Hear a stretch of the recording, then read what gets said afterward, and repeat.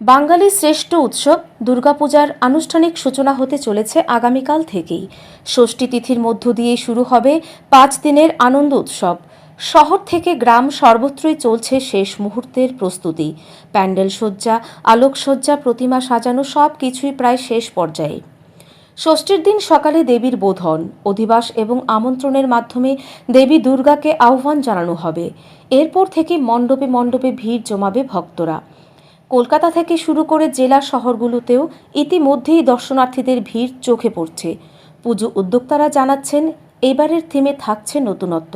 আবার অনেক জায়গায় ঐতিহ্যবাহী আঙ্গিকেই সাজানো হচ্ছে প্রতিমা ও প্যান্ডেল। অন্যদিকে পুলিশ প্রশাসনও নিয়েছে কড়া নিরাপত্তার ব্যবস্থা। মণ্ডপ চত্বরে থাকবে নজরদারি ক্যামেরা ও টহলদারি।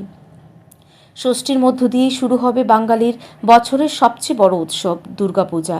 আগামী কয়েকদিন ধরে মাতোয়ারা হয়ে উঠবে বাঙালি সমাজ, আলোকোজ্জ্বল হয়ে উঠবে শহর ও গ্রাম। ব্যুরো রিপোর্ট, ঋদ্ধি নেটওয়ার্ক।